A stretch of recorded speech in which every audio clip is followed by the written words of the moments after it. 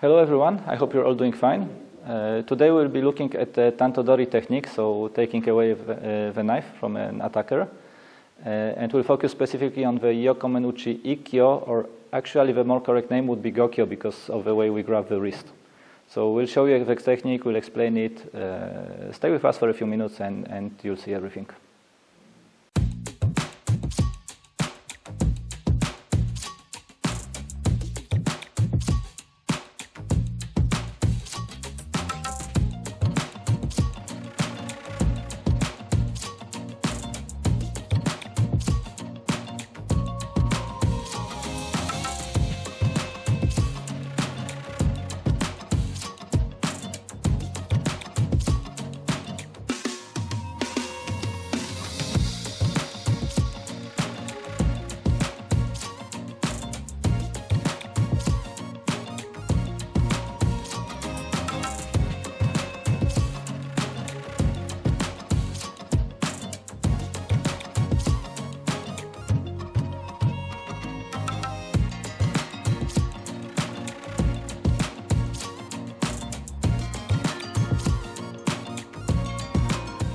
Okay, so first of all, let's have a look at the attack. So actually, I will start with the tanto. There are two ways of attacking the Yokomen'uchi. We can do a slicing, cutting attack.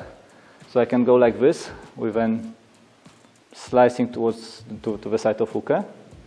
So normally we go towards the head, towards the side of the head for the Yokomen'uchi. It could be the throat, whatever. And the other one is the ice pick. So I can go like this. Now, ideally, for our practice, we want to have the cutting edge away from our arm, so that when the tanto or the knife gets on our arm, we don't get cut. The other way around, we can cut ourselves. And for this attack, I would go, it's a stabbing attack, so ice pick stabbing attack. I can also cut a little bit, or I can stab simply. Okay, today we'll go with a stabbing attack because I will just show one thing with this attack, but the technique works with both. So we do the technique with this Tanto-tori, we do it with active entry. So as Sandra is attacking, I will enter here, glide on the forearm. Recently we published a video about the Yokomen'uchi Yonkyo technique, so you can have a look there as well. There is a bit more detailed explanation of this movement maybe. I want to do an atemi here, or occupy the space, to make sure that I don't get hit or pushed away. So 1, 2, or actually it's at the same time.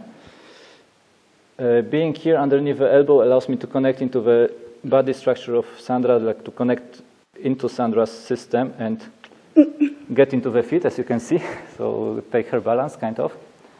So this is the entry. Now I will enter a little bit deeper and do a kaiten, turn here, bringing this arm with a knife around. And I want to be conscious of the knife here. So if we turn a little bit, I want to be conscious of the knife. I don't want to bring it over. Let's go from here. I don't want to bring it over too close to my head.